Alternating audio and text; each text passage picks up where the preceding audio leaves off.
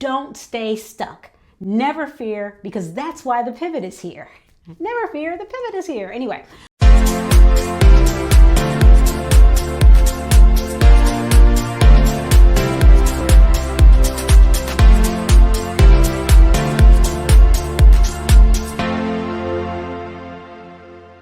Are you feeling stuck in your career or your business and are hoping to grow in new ways but just can't seem to get there? Well, whether you're looking for new opportunities, trying to navigate challenges, or simply looking for ways to get off your butt and finally achieve those goals, today's Coaching to the Rescue is for you. Because today I'm diving into 3 simple but powerful strategies that many of my coaching clients have used to unlock their potential, and they've applied them over and over to get results. So I'm going to do it, of course, through the story of a rescue pet. In this case, it's my very own rescue cat, Chopper. So let's dive right into it. Okay, so tip number 1, force the leap. And I don't mean just do it. I mean the thing that you do before you do it. So anyway, stay with me. So let me just quickly recap the origin story for me and Chopper. So back in May of 2024, I got an email from the Richmond SPCA about cats that are available for fostering.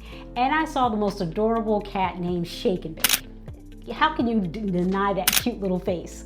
And he needed a temporary home so that he could recover from surgery. And I checked all the boxes. He needed a quiet place to recover, check. A home with no other pets or kept away from other pets, check. And a place for just 1 week until he could get to his recheck appointment.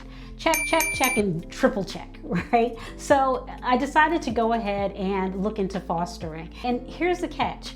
Although I've fostered, adopted, been the auntie for plenty of dogs in my life, over dozens of dogs, I've never had any experience with cats other than visiting friends who had cats temporarily. So it was a little daunting, but fortunately my son Miles was visiting from out of town, so I had some help for a week. And I figured, okay, we need a week, I have an extra pair of hands, great.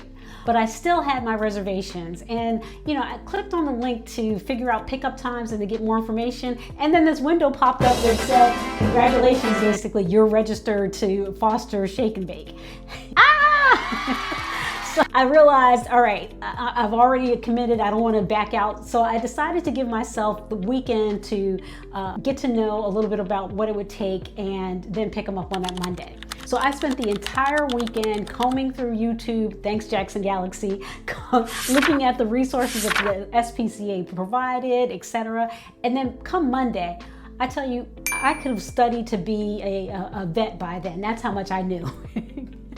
But I went ahead and picked him up, and 4 days later, I decided not only to keep fostering him, but to adopt him. So we went from 4 days to forever, and I changed his name and he became mine forever. And if you think about it, if I hadn't pushed the button by mistake and forced the leap, I might have, said, okay, well, let me learn a little bit more. Let me try to figure things out. Let me ask people. And I may have talked myself out of it at the end. So that's what I mean by forcing the leap. You can make a decision to do something, but you have to put yourself in a position where you really can't back out. So what email can you send? What phone call can you make? What button can you click? That once you're done, barring technology that you can back away from, you can't change your mind. And you have to go beyond your 4 walls. So it can't be, oh, I just set up a website. No, something that forces you to get outside your 4 walls. I think about when I started this channel, my force the leap action was when I reached out to Fetch a Cure's Pixie's Pen Pals to identify my first rescue pet to feature. That was a commitment that I knew I wouldn't back away from. It could have been easy to just say, okay, I'm going to start a YouTube channel and start posting things, but that's not a real commitment. What's going to push you and force you to do more? So what about you? What's your force the leap action that you're going to take either now, tomorrow, or this week? It's a step, again, that gets you outside of your 4 walls and that you won't back away from versus continuing to plan, etc., etc. So let's figure what that is. Now, on to tip number 2. Foster your next move. Do you like what I did there?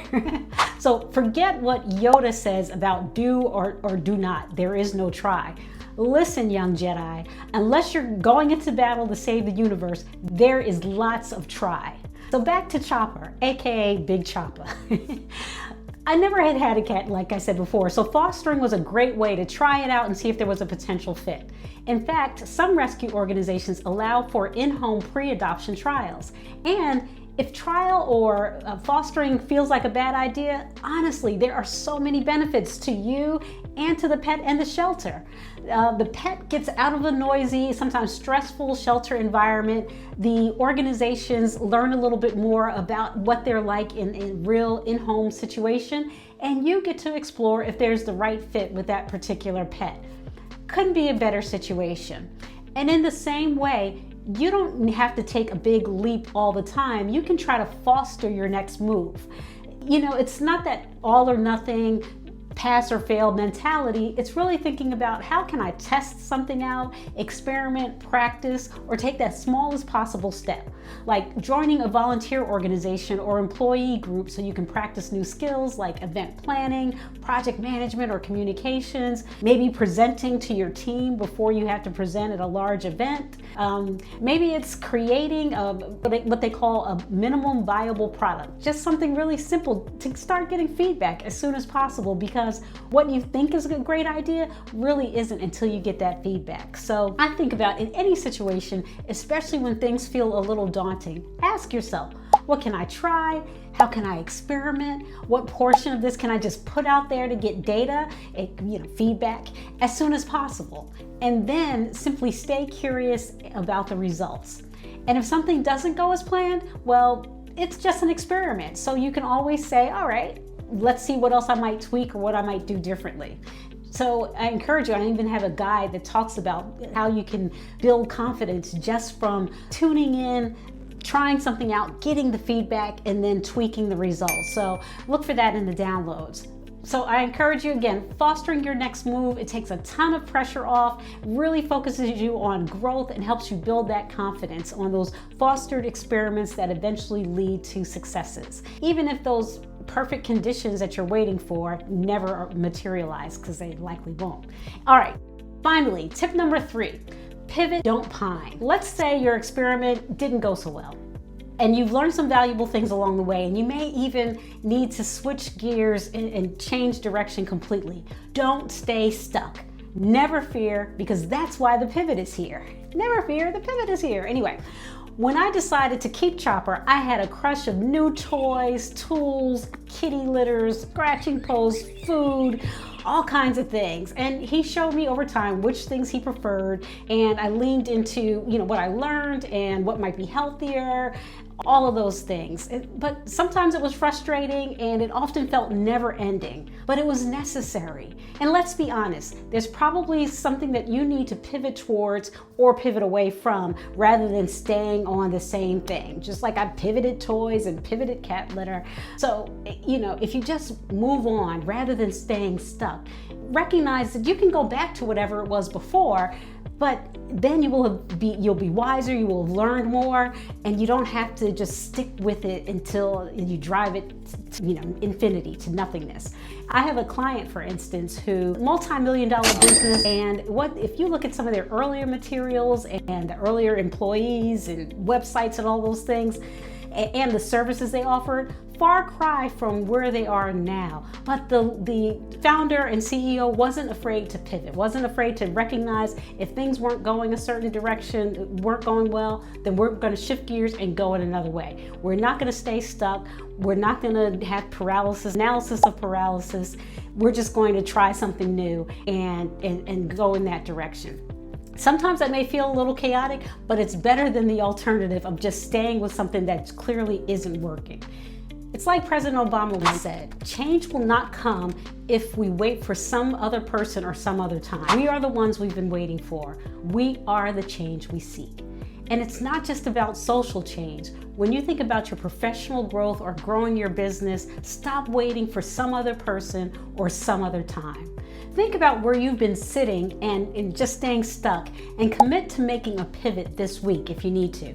If you need to revisit the other thing in the future, great. It'll be there, but you'll also have gained more experience and insight to be even more successful later on. So just remember these 3 key ways to grow fast and go far. 1, force the leap.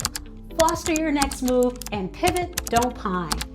And speaking of fostering, check out the information below on the benefits of fostering and preparing your home for a foster. Also, I'd love to have you comment below and let me know which of these 3 strategies really resonated with you, and whether there are any other topics that you'd like to see featured on a future episode of Coaching to the Rescue. See you next time.